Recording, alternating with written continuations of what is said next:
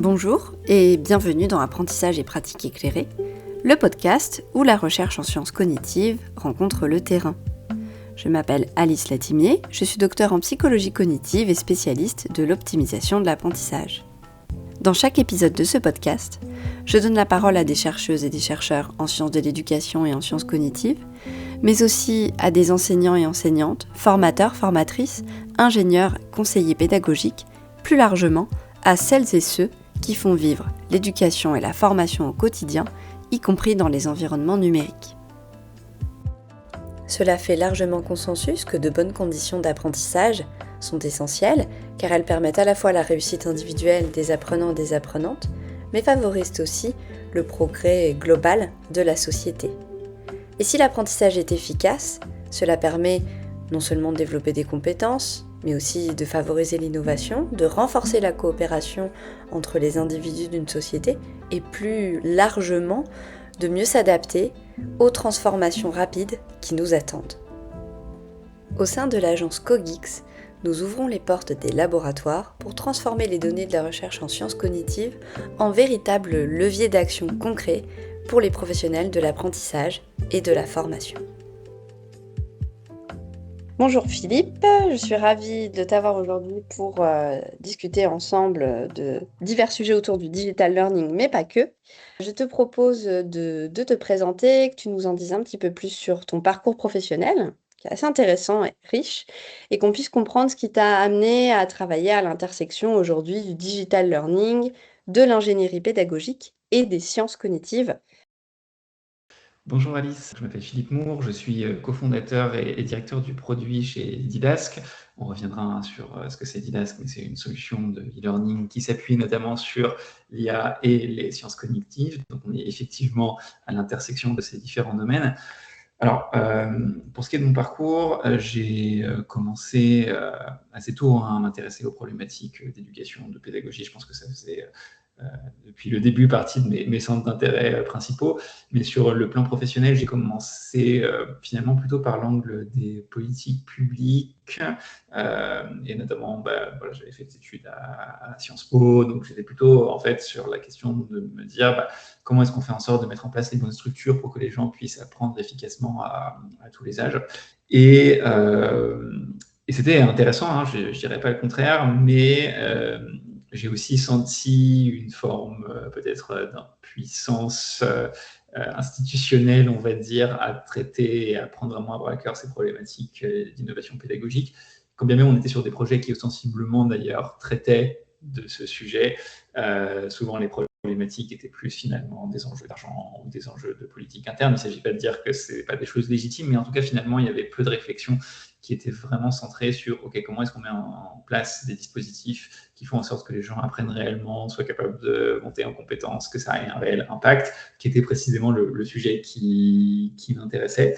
Par contre, la chance que j'avais dans ces travaux, c'était de pouvoir faire pas mal de veille. Et à l'époque, ça fait 15 ans à peu près, on avait un ensemble d'innovations pédagogiques qui commençaient à se déployer, notamment tout ce qui était MOOC. C'était un peu le début de ces cours massivement en ligne et de comment on pouvait faire de la pédagogie à distance, mais un tout petit peu différemment. Et globalement, un ensemble d'innovations qui venaient, elles, plutôt du secteur, on va dire, entrepreneurial. Et donc, je pense que ce qui s'est passé en fait à ce stade, c'est que j'ai vu finalement un décalage entre certaines expérimentations très très concrètes de mise en place de pédagogie innovante que je voyais dans des dispositifs de type, on va dire, EdTech, tout ce qu'on voit dans un peu l'univers de l'entrepreneuriat dans l'éducation et la formation, et ce qui se passait dans les institutions où j'étais, qui était un petit peu plus difficile à mettre en place. Et puis j'ai toujours eu, je pense aussi, une fibre un petit peu entrepreneuriale. Donc je me suis dit, ok, je vais voir comment on peut essayer d'avoir de l'impact dans ces secteurs émergents et faire partie un petit peu de ces révolutions. Et donc là, j'ai rejoint effectivement des boîtes plutôt dans ce secteur-là, dans le secteur de l'e-learning. D'abord sur une boîte qui permettait de concevoir des MOOC bout à bout. Donc là, finalement, j'ai pris un rôle de chef de projet, ingénieur pédagogique, où j'allais construire des parcours de formation complets. Là encore, c'était très intéressant. Et en même temps, je suis là encore resté un tout petit peu sur ma faim. et notamment parce que finalement, la demande que je voyais autour de la création du MOOC, c'était surtout une demande de production massifiée de contenu. Et en soi, c'est un challenge de pouvoir produire à échelle des contenus massifiés. Par contre, ce qui était plus difficile, c'était vraiment de faire ce travail d'ingénierie pédagogique et de réfléchir à comment on ferait en sorte que tout cet investissement qu'on mettait, qui pouvait être conséquent, parce que si on faisait des MOOC, on devait faire des vidéos, donc ça demande un budget, ça demande de la logistique, etc. On se posait finalement assez rarement la question: est-ce que tout cela fonctionne et quel impact ça peut avoir? Donc petit à petit, ça m'a amené finalement à me poser la question: est-ce qu'il y aurait des organismes, des organisations, des entreprises, peu importe, qui travailleraient spécifiquement sur ce sujet, d'essayer de faire en sorte que, si possible, à échelle, pour avoir le maximum d'impact, les gens puissent apprendre et se former efficacement, obtenir des réels résultats. À cette époque, je commençais aussi beaucoup à réfléchir autour des sciences cognitives. Et j'ai eu la chance, par une collègue, je lui ai demandé en fait, est-ce qu'il y a des entreprises qui travaillent actuellement là-dessus. L'idée, c'était un petit peu soit ça n'existe pas, et pourquoi pas je monte quelque chose, soit ça existe et je le rejoins. Et voilà, cette collègue m'a parlé de Didasque. Au final, c'était un peu entre les deux, c'était, on va dire, émergent, donc j'ai pu rejoindre le projet au tout début et contribuer à le façonner. Je trouve ça effectivement utile de passer par ces différents métiers à l'intérieur d'une même structure et d'être passé d'abord par l'ingénierie pédagogique. Et c'est vrai que les MOOC, ça a été vraiment un... Il y a eu une période où on n'entendait parler que de ça. On avait l'impression qu'on avait trouvé la solution pour former une grande masse en un temps relativement court. Mais comme tu l'as dit, on se posait assez peu la question de l'ancrage. Et ça, c'est vraiment arrivé, je pense, avec l'essor des sciences cognitives à perspective fondée sur des preuves. En fait, est-ce que les gens retiennent réellement ce qu'il y a dans ces MOOC? Et on était hyper focalisé sur l'expérience vécue davantage que qu'est-ce qui se passe après, en dehors de ce MOOC. Et c'est sûr que moi, j'ai l'impression, en tout cas, qu'on a fait du chemin aujourd'hui vis-à-vis de ça. Cette approche très ancrée dans les sciences cognitives, alors maintenant ça fait complètement partie de ton ADN, on peut dire. Qu'est-ce que ça change concrètement dans la manière de concevoir une expérience d'apprentissage, notamment dans un contexte numérique? Oui, je dirais peut-être de manière très simple et presque tautologique que tout simplement ça marche en fait. Donc c'est bête, mais c'est pas en l'occurrence, c'est pas c'est pas comme une idéologie ou une approche qu'on irait prendre. En soi, on pourrait juste dire c'est un parti pris ou quelque chose comme ça. Et il y a plein de partis pris qui sont intéressants pour tout un tas de raisons. Mais là, en fait, d'un point de vue très très pragmatique, la principale différence que ça fait, c'est tout simplement que ça marche empiriquement, quoi. Que en fait, certaines bonnes pratiques pédagogiques, lorsqu'elles sont employées, font que les apprenants apprennent mieux, retiennent mieux, sont mieux capables d'appliquer ce qu'ils font sur le terrain. Et a priori, c'est ce qu'on recherche d'une formation. Si on est RH, responsable de formation dans une entreprise, on réfléchit en termes de ROI à la fin de l'histoire. En fait, il y a du temps qui est passé par des gens qui est, on va dire, en dehors du travail. C'est une vision presque un peu productiviste de la chose. Mais je pense que c'est intéressant de le reprendre sous cet angle-là, qui est un petit peu... et au-delà de, voilà, on va parler de l'apprentissage aussi dans le flux de travail, mais si on prend le système classique où on met quelqu'un en formation et on lui ouvre une session, on l'assigne à une formation, cette personne va passer X heures. Quel est le bénéfice pour cette personne en termes d'apprentissage de ces X heures de formation? À quel point cette personne est capable de monter en compétences à temps donné? En fait, c'est une question qui ne peut que se poser pour des responsables de formation, parce qu'à la fin, il y a quand même des budgets, il y a des arbitrages, et donc la question de à quoi ça sert à la fin, ça doit être la première question qu'on doit se poser. Et là où les sciences cognitives sont capables de fournir des réponses qui sont pertinentes, c'est que c'est des réponses qu'on a pu tester empiriquement dans un ensemble de contextes, parfois effectivement peut-être plus scolaires, parfois plus proches des entreprises, mais qui ont été testés avec un degré de rigueur qui est important, avec notamment des études qui ont été répliquées dans un nombre de contextes ahurissants. Et je pense que ça nous ramène à, ok, ça c'est l'approche, le fait de se baser sur finalement la science, tout simplement, et une approche rigoureuse et empirique de tester avec une méthodologie proprement scientifique. Maintenant, la question c'est, ok, une fois qu'on a dit ça, qu'est-ce que ça change concrètement? Comment on fait les choses différemment lorsqu'on apprend de manière plus, comme on dit, evidence-based? Et là, il y a énormément de différences concrètes que ça fait par rapport à ce qu'on fait aujourd'hui. Je pense que la première chose à dire, déjà, c'est le premier résultat, c'est qu'en fait, ce qu'on fait spontanément aujourd'hui, c'est très différent de ce qu'il faudrait faire. Donc ça, c'est la première chose que les gens doivent avoir en tête.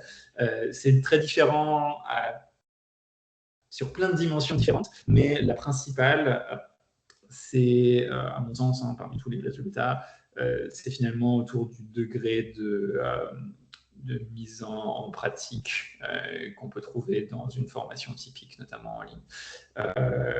Aujourd'hui, effectivement, les formations qui ont tendance à être conçues pour des raisons de temps, d'effort ou parfois de compétences pédagogiques qui n'est pas forcément chez les sachants dans les entreprises, problématique assez courante.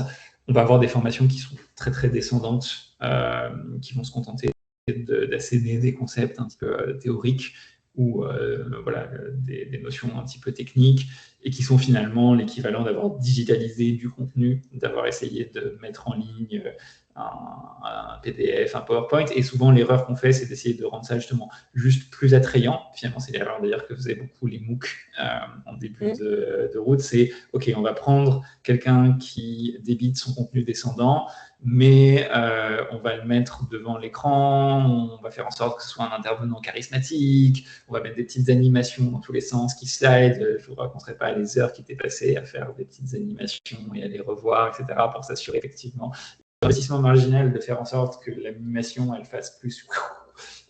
C'est en fait pas le même que juste d'ajouter quelques bons exercices de mise en pratique pas évidents, qui font vraiment réfléchir les apprenants. Et à partir du moment où on a compris ça, on se dit, ah, mais en fait, on fait les choses un petit peu à l'envers. Mais en tout cas, quand on construit une formation, le pourcentage du temps qui est passé par l'apprenant à s'exercer, à mettre en pratique, à recevoir du feedback, est très souvent assez éloigné de ce qu'il faudrait faire pour que les gens soient réellement capables de retenir, d'appliquer et de monter en compétence sur le travail. Donc, si on veut dire qu'une chose, c'est exercice, mise en pratique, il y en a plein. Ensuite, il y a la répétition espacée, il y a plein d'éléments autour de la surcharge cognitive. Mais voilà, pour quelques minutes, vraiment, si je devais te passer un message, c'est celui-ci. Faites des formations appliquées dans lesquelles les gens font des exercices et reçoivent du feedback.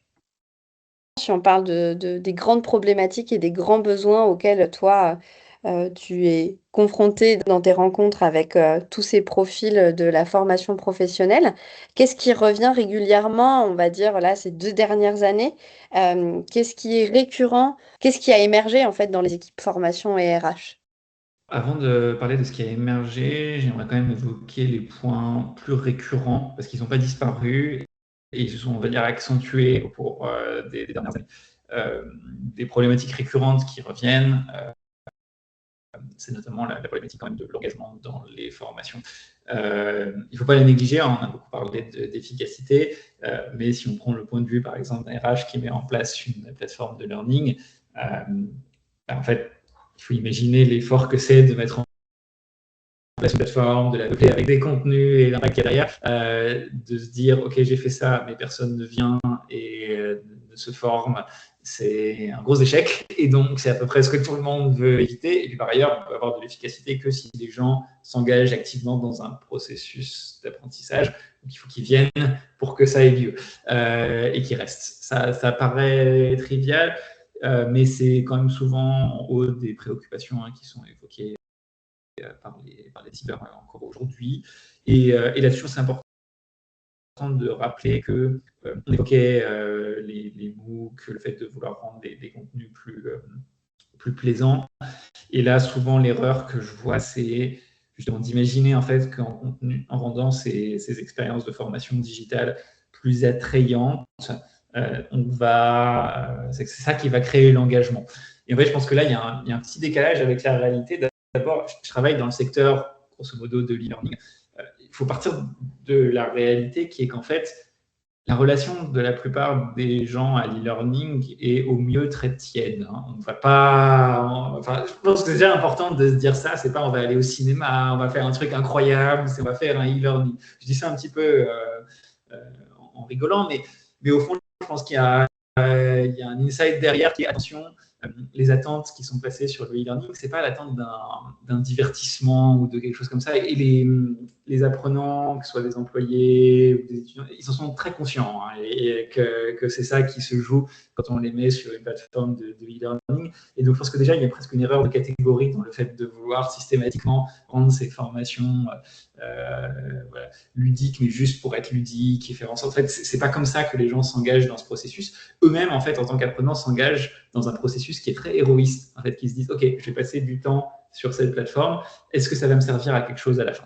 Et souvent, d'ailleurs, il y a un décalage entre parfois ce que peuvent dire, même en anticipation, notamment ceux qui n'ont pas encore fait de e-learning, certains décideurs, où ils imaginent qu'en fait le sujet, ça va être un sujet visuel, cosmétique ou des choses comme ça. Et ce que disent les apprenants eux-mêmes quand on les interroge, où ils disent, OK, est-ce que j'ai perdu mon temps ou pas? Et donc, en fait, ils voient le début de la formation, ils voient plein d'exemples théorique dans tous les sens, c'est comme ça, c'est bon, on a compris, c'est pas très intéressant, etc. Quand est-ce qu'on trouve l'exemple, par exemple? Quand est-ce qu'on fait un truc qui va me parler à moi dans mon travail? C'est comme ça que réfléchissent généralement les apprenants. Et finalement, ce que tu évoquais, l'engagement actif, le fait que les gens s'engagent activement, on pourrait se dire, ah, en fait, ils vont pas aimer parce que ça leur demande un effort, etc. Alors, quand c'est mal fait, c'est possible. Mais souvent, c'est pas ça qui se passe. Quand c'est bien designé, au contraire, en fait, cet effort supplémentaire qu'on demande aux gens, ça renforce justement leur engagement parce qu'ils se disent, ah voilà, c'est bien, il a fallu réfléchir, donc ça sert à quelque chose. Et en fait, ils sont conscients de ça. Donc, c'est important de dire, cette problématique, elle est tout aussi aiguë, mais la manière généralement dont elle est traitée occulte l'importance précisément de ces variables qui prédisent l'efficacité, qui sont la pratique, les exercices, le fait de donner des choses qui sont concrètes, des mises en pratique, des situations. Tu vois, tu parlais du réglementaire.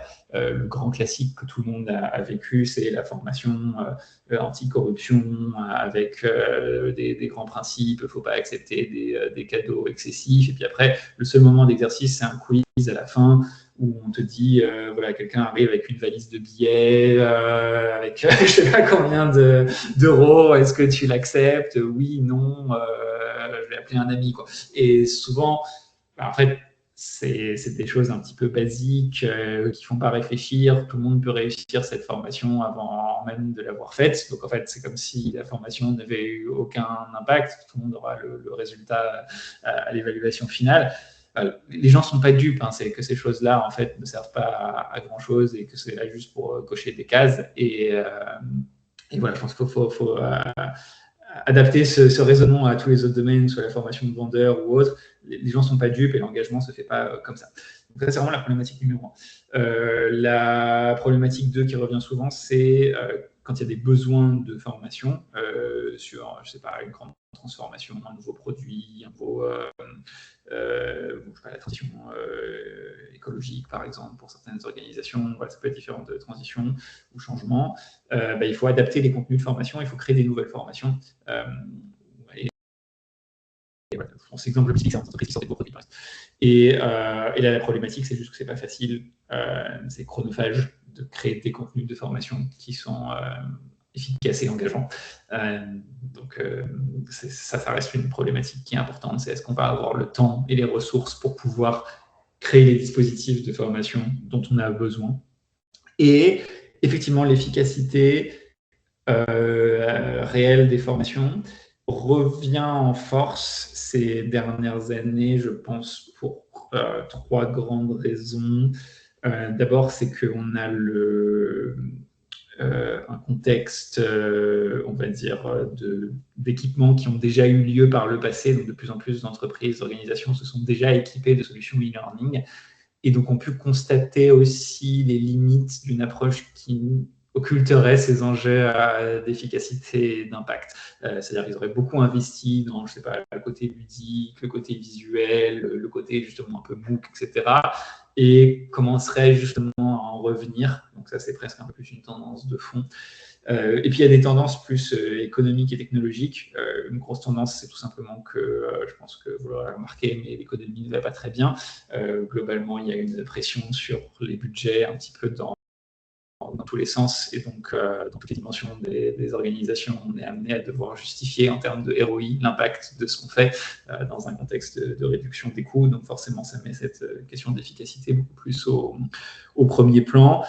sur quoi vient se greffer les révolutions autour de l'IA. C'est pas simplement comment est-ce qu'on utilise de l'IA en formation, c'est aussi en fait l'IA transforme toutes les entreprises, toutes les organisations et a un impact très très fort aussi là-dessus parce que déjà l'IA accentue énormément cette réflexion autour de la réduction des coûts, on va pas se mentir, mais grosso modo ça pose des questions à beaucoup de gens sur ok, où est-ce qu'on peut couper, quoi. On peut le déplorer ou pas, mais en tout cas, c'est une réalité qu'on observe. Et donc, pareil, la tentation, c'est de couper sur l'investissement dans les gens, ce qui est une erreur, au passage, absolument dramatique. Mais en tout cas, il faut être capable de justifier si on investit pour former sa population, il y a intérêt à ce que ça marche, quoi. Et puis, pour terminer sur cette histoire autour de l'IA, je pense que ça a un impact aussi de transformation de sa propre activité avec l'IA. C'est-à-dire qu'il y a aussi de plus en plus d'entreprises qui vont commencer à intégrer de l'IA, des agents, des choses comme ça dans leurs entreprises. Et en fait, ça a un impact sur leur métier. Souvent, quand on met en place ces outils, ça change ce qu'on fait. Même nous, chez Didask, on l'a mis en place, par exemple, dans notre produit. En fait, ce que va faire chaque job, le designer versus la personne qui travaille, product manager ou autre, les rôles se refaçonnent, en fait, à l'ère de l'IA, ce qui veut dire qu'il y a besoin de rapidement se former, rapidement faire évoluer son métier. Et donc, pareil, ça a un impact sur les besoins de formation et les besoins d'efficacité rapide et de ROI sur les formations. Donc, globalement, vraiment, les catégories anciennes, entre guillemets, restent là, mais la grosse catégorie montante, c'est l'efficacité et le ROI. À retenir là dans tout ce que tu as dit, c'est que tu as parlé du point de vue de l'apprenant. Finalement, c'est le consommateur de tous ces contenus et de ces formations. Et c'est vrai que ne pas prendre le pouls, ou en tout cas ne pas s'assurer à la fois du plaisir appétence à se former, bien sûr, mais sur certains sujets obligatoires, je pense que voilà, on peut difficilement l'augmenter. Mais être suffisamment à l'écoute pour prendre du recul sur l'investissement qu'on a fait dans un LMS, par exemple, en disant visiblement, les gens n'ont pas l'air d'avoir tellement et apprécié la formation, parce que ça passe quand même malheureusement trop souvent par des questionnaires de satisfaction. Mais en plus de ça, on a visiblement dépensé dans de l'ingénierie, dans de la créa et dans un outil qui ne porte pas ses fruits sur le terrain. L'apprenant, ça reste quand même le meilleur proxy, l'air de rien, de la qualité et de la portée d'une formation. Et effectivement, pour faire la transition, en quoi l'IA peut venir d'une certaine manière soutenir ces problématiques-là, de ton point de vue et de ton expérience? Plus largement, dans quelle mesure on a du recul sur le fait que c'est un levier pédagogique ou à l'inverse, ça peut être un frein? Ouais, alors ça, c'est une question qui agite beaucoup les esprits en ce moment et ça dépasse même largement le secteur du learning parce que ça rejoint beaucoup les problématiques que les gens se posent autour du rôle de l'IA dans l'éducation, les enfants, les devoirs. On entend finalement, et je trouve que c'est une bonne chose au passage parce que en fait, les questions qui se posent, elles sont parfois peut-être un tout petit peu mal posées, où il y a des raccourcis qui sont faits, mais finalement, elles sont un peu au cœur du sujet, parce que si on parle à presque n'importe qui aujourd'hui dans la rue, est-ce que vous vous inquiétez de l'impact de l'IA dans l'éducation, ils vont dire des choses type « Ah, mais mon fils, il fait plus ses devoirs, il fait tout faire avec l'IA, du coup, il va rien comprendre, il va pas savoir faire par lui-même, etc. » Et en fait, là-dedans, il y a une intuition très forte qui est la bonne intuition, en fait. Donc, il faut s'appuyer sur ces éléments qui traversent la société actuellement, parce que c'est précisément ça que les gens constatent. Et après, ça va un peu loin, quand il y a des études, des fameuses études qui avaient circulé, cette étude sur LinkedIn qui disait, voilà, l'IA rend les gens bêtes. Voilà, ça, c'est un raccourci, pour le coup, qui va trop loin. La problématique n'est pas tant que l'IA rend bête ou crée ce qu'on appelle une dette cognitive, ce qui n'existe pas vraiment comme concept, mais que quand on utilise une IA pour nous donner la réponse toute faite, plutôt que d'avoir essayé de chercher une réponse par soi-même ou d'avoir fait la chose par soi-même, au moment où on est en train de faire ça, c'est sûr, on est en train de fournir un effort qui est moins important, et donc ce temps consacré à l'activité ne va pas avoir le même rendement pédagogique, entre guillemets. C'est plutôt comme ça que je le verrai. Mais encore une fois, je ne vais pas aller trop loin dans la remise en cause de ce qu'il y a derrière, la conversation qu'il y avait derrière ces études.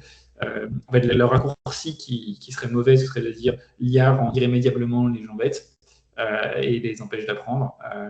Et parce qu'à l'inverse, en fait, la clé, c'est bien finalement dans quelle mesure les apprenants vont pouvoir faire des efforts, être confrontés à des exercices, des situations, de la pratique. Et en fait, l'IA peut aussi être un accélérateur de ces dynamiques-là. Et si l'IA fait en sorte que les gens soient en situation de pratique, de faire des choses par eux-mêmes, de réfléchir, et ils vont mieux apprendre, et ce sera plus facile et plus rapide grâce à l'IA pour pas mal de raisons. Je vais vous donner 2 grands exemples de comment on peut faire ça. Le premier, c'est l'impact de l'IA sur la conception pédagogique. C'est ce que j'évoquais avant, les sachants. Il faut imaginer un expert métier, technique, je ne sais pas, qui bosse sur des machines-outils ou des choses comme ça, ne sont pas spontanément ultra pédagogues, parce que ce n'est pas leur métier, généralement. Si on leur demandait de créer des tonnes d'exercices et de mise en situation et de quiz, et tout ce qui va avec sur leur contenu de formation, grosso modo, ça les embête un petit peu et ça va leur prendre beaucoup de temps. Et du coup, ils ont tendance à ne pas le faire et à délivrer des slides ou l'équivalent de slides un peu améliorés. Et c'est dommage parce que c'est précisément ces exercices manquants qui auraient fait l'apprentissage et qui auraient permis de transférer la connaissance. Et là, ce que peut faire une IA, comme on appelle chez nous, pédagogique, donc bien conçue, c'est finalement accélérer le processus de conception de formation qui soit réellement efficace. L'idée, c'est de prendre les gens un peu comme ils sont, les experts en l'occurrence, qui puissent fournir leur matière brute, juste le fond, mais que l'IA soit capable, par ses capacités génératives et toute une réflexion pédagogique qu'il y a derrière, de proposer automatiquement des bons exercices, des bonnes mises en situation qui vont mettre l'apprenant en situation d'acteur par rapport à la formation. Et donc ça enlève une énorme barrière, parce qu'effectivement, avant, ces exercices n'auraient sans doute pas été créés du tout. Donc la formation aurait été moins efficace. Et là, l'IA, en fait, permet, en rendant ce processus beaucoup moins chronophage, de baisser la barrière, baisser le coût d'une formation efficace versus une formation inefficace. Et ça, c'est un gros impact par le biais plutôt de la conception. Le deuxième gros impact, il est autour de l'expérience de l'apprenant lui-même, notamment par la personnalisation que permet l'IA. Cette personnalisation, elle peut s'articuler à l'intérieur d'une formation, déjà sur les contenus descendants, notamment autour de tout ce qui est exemple. L'une des problématiques souvent des contenus de formation, c'est qu'on dit des choses un petit peu génériques, mais on ne sait pas forcément si ça va parler à notre population. Si on met à disposition des IA à l'intérieur des formations qui s'adaptent à chaque apprenant, elle peut par exemple jouer un rôle de tuteur finalement numérique, dans lequel l'apprenant peut dire « Attends, je n'ai pas bien compris ce point, est-ce que tu peux me réexpliquer ? Donne-moi un exemple juste par rapport à mon travail, par rapport à mon métier. » Et donc le fait de pouvoir proposer des exemples concrets et parlants, ça va renforcer l'apprentissage. On l'a vu d'ailleurs, il y avait des études récemment sur l'impact des LLM sur l'apprentissage. L'un des vecteurs pour lequel ils étaient souvent efficaces, c'est le fait de donner des bons exemples, des cas résolus qu'on appelle de comment on fait les choses. Par exemple, c'est des gens qui travaillent sur des lettres de motivation, mais c'est pas la même chose de dire voilà, une bonne lettre de motivation, ça a telle ou telle caractéristique, de dire par exemple, tu aurais pu écrire quelque chose qui ressemble à ça. Et le fait d'avoir été exposé à un exemple concret qui me parle, ça a un gros impact.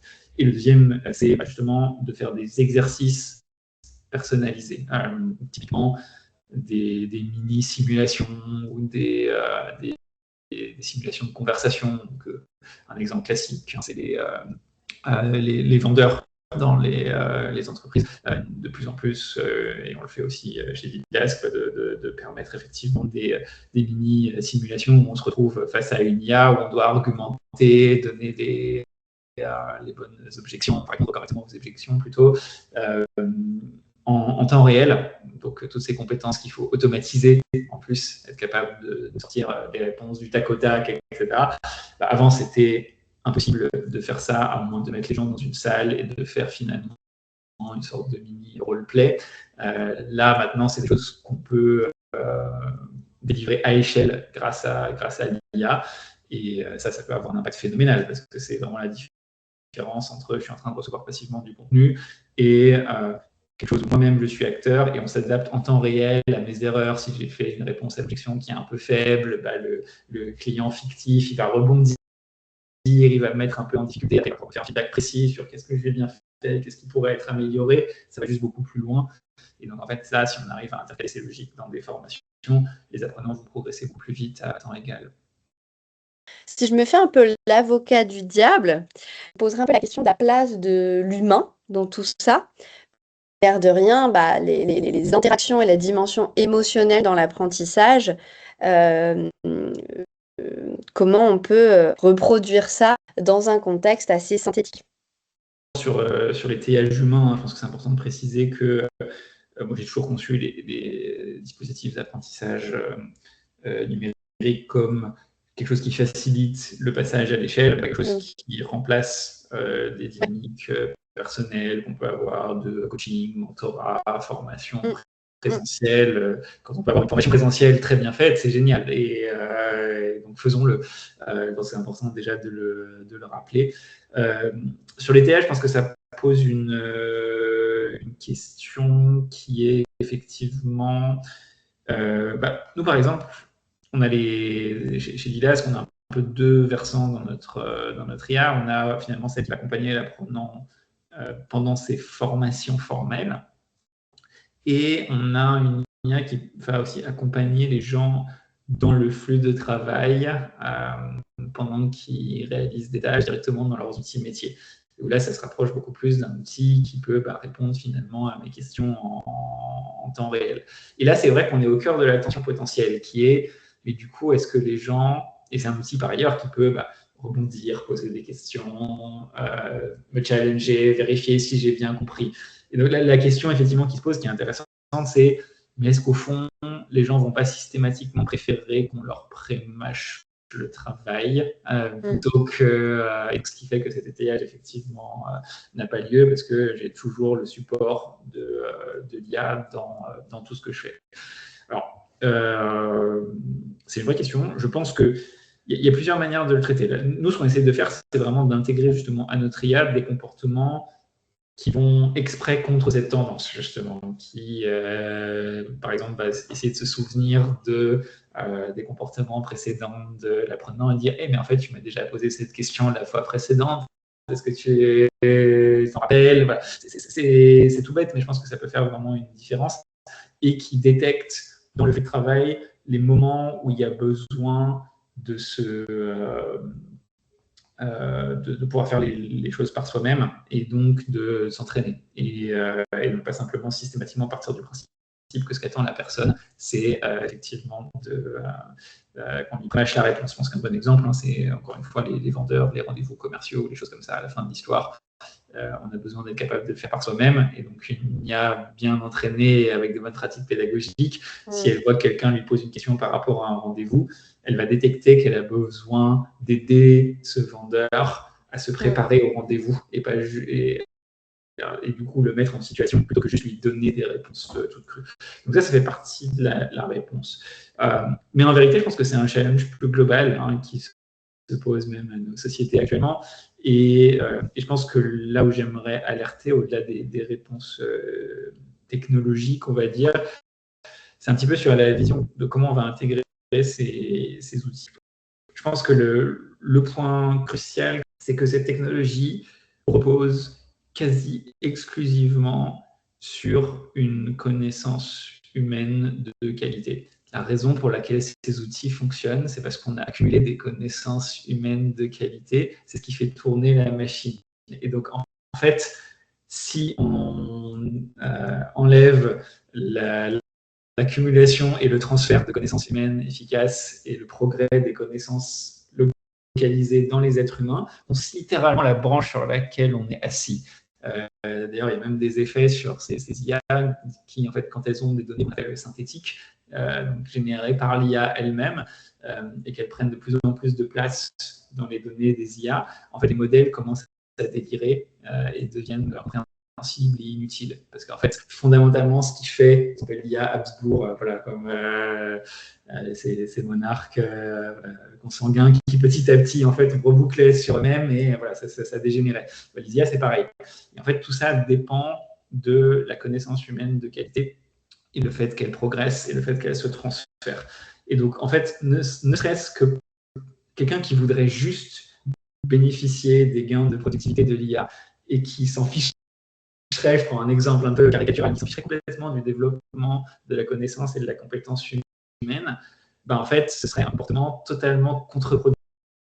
Parce que c'est précisément la maîtrise et la connaissance humaine qui permet aux IA de fonctionner. Et à partir du moment où on a compris ça, ça change beaucoup de choses. Parce qu'on se dit, non, au contraire, moi, mon intérêt en tant qu'organisation, c'est d'investir en permanence dans mes employés pour qu'ils aient la connaissance la plus à jour, qu'ils la maîtrisent le mieux, qu'ils puissent la faire progresser, qu'ils puissent la retransférer à d'autres. C'est vraiment c'est ce qui fait tourner en fait toutes ces machines.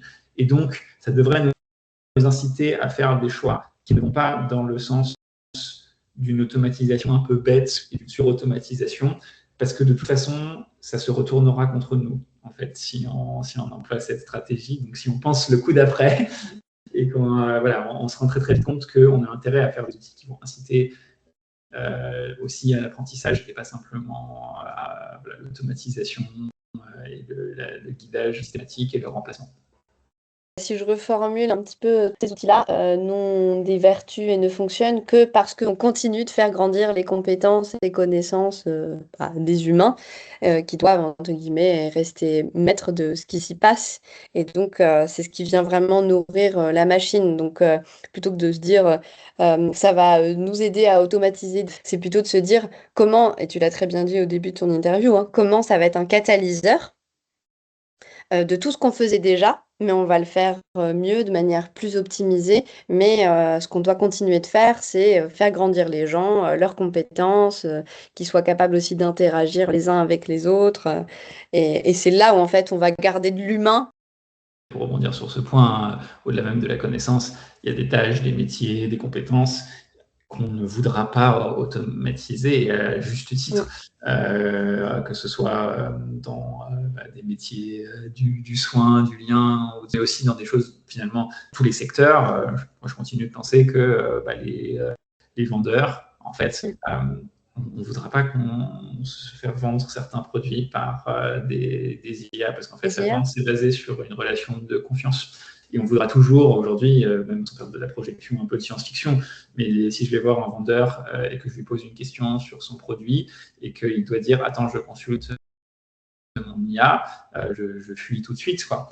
Et en fait, juste rappeler ces choses un petit peu basiques, mais la quantité de compétences qu'on doit continuer à avoir nous, et même ne serait-ce que même dire maintenant que les compétences pour correctement utiliser toutes ces IA, enfin, ça va pas décroître tant que ça, hein.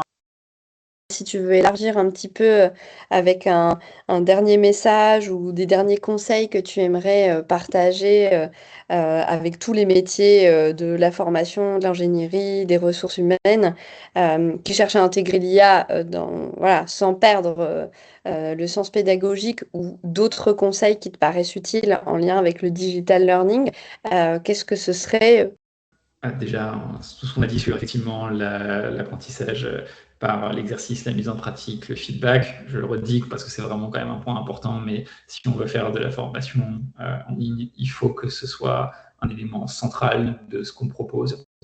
Le deuxième conseil que je donnerais un peu plus large, je pense que c'est de voir la formation dans un contexte qui dépasse justement purement la formation, c'est-à-dire de penser la formation comme un levier qui permet à une organisation et une entreprise de fonctionner. Et de commencer par ce point de vue, parce qu'en fait, ça change tout. Si on voit ça comme une approche qui consiste à cocher les bonnes cases ou à obtenir les bons financements ou les remboursements de sais-je, en fait, cet état d'esprit-là va amener à faire des choix qui sont contre-productifs. Et c'est vraiment, moi j'ai toujours été frappé par cette espèce de séparation un peu artificielle qu'on a mis en place. Alors après, il y a des enjeux aussi de comment les systèmes ont été construits, mais entre le monde de la formation et le monde du travail, le monde de l'entreprise, tout ce qui va avec, qui ont des codes différents. Et en fait, dans la réflexion, il faut se dire, c'est le même monde, en fait. Les gens qui ont fait la formation à la fin, ensuite, ils reviennent sur leur poste de travail et doivent appliquer ce qu'ils ont vu. Et du coup, ça change tout. Par exemple, il y a beaucoup d'outils, et on essaye de faire la chose un petit peu différemment, qui ont des bases de contenu, qui sont des contenus génériques uniquement, qui sont des formations un petit peu sur étagère ou ce genre de choses-là. Et en fait, il faut se dire, surtout à l'ère de l'IA maintenant, on a une grande chance on a la possibilité de prendre en compte les connaissances de l'entreprise et de les intégrer au message qu'on veut faire passer. Donc plutôt que de se dire qu'on va mettre des formations dans lesquelles on a des grandes pratiques de négociation ou des choses comme ça, en fait, l'idéal, c'est d'avoir des outils qui sont capables d'avoir les bonnes informations sur que vend mon entreprise, c'est quoi même les deals en cours, etc. Et de reprendre toutes ces informations et de connecter ça aux beaux principes pédagogiques qu'on veut faire passer pour que la formation elle ait des exemples concrets qui soient reliés à ce que fait cette personne dans son travail et pour qu'on puisse aussi faire de l'apprentissage in the flow of work sur les dossiers que cette personne va réellement devoir traiter. Donc, mon deuxième conseil, ce serait d'abattre les frontières artificielles entre la formation et le travail. Oui, cette connaissance fine du contexte dans lequel les gens font des missions et apprennent parfois très implicitement l'articuler avec des outils de knowledge management sur la connaissance d'une entreprise et comment elle fonctionne et c'est quoi les différentes compétences qui existent, qui les représentent au sein d'une structure. En fait, toute cette matière, ça va clairement nourrir la machine et faire en sorte que, comme tu l'as dit, les exemples, les mises en pratique soient vraiment directement en lien avec ce que la personne vit quotidiennement, quoi. Ouais, peut-être pour rebondir sur ce point, je pense que c'est exactement ça. Hein. Tu as parlé de knowledge management. J'ai une conviction assez forte, effectivement, que les outils qu'on appelle aujourd'hui des LMS vont évoluer pour intégrer davantage aussi cette dimension précisément, parce qu'il y a cette notion, effectivement, de non-séparation entre la formation et le travail, que la pression va devenir de plus en plus forte de montrer justement ce bruit. Et je fais un peu l'analogie avec, on a beaucoup d'organisations qui montent des académies, des universités d'entreprise. Et une université, elle a souvent deux composantes. Elle a une composante de recherche et une composante d'enseignement qui se nourrissent mutuellement dans une espèce de boucle. Et en fait, j'ai l'impression que le modèle va évoluer aussi dans ce sens-là, avec l'idée en fait d'avoir finalement une sorte de cerveau de l'entreprise qui encapsule les connaissances les plus à jour de cette entreprise et est capable de les délivrer et de les transférer efficacement en continu.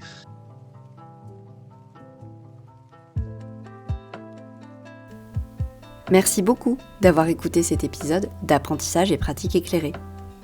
Ce podcast fait partie des actions de sensibilisation portées par Cogix dans le cadre du projet Siconum, soutenu par l'État dans le programme France 2030 opéré par la Caisse des dépôts. Le projet Siconum, qui réunit 17 partenaires, dont l'agence Cogix, vise à intégrer les apports des sciences cognitives dans l'éducation numérique afin d'améliorer les méthodes d'enseignement et les outils d'apprentissage. Cogix est une agence de conseil et de formation qui mobilise les sciences cognitives pour adapter le travail au fonctionnement humain.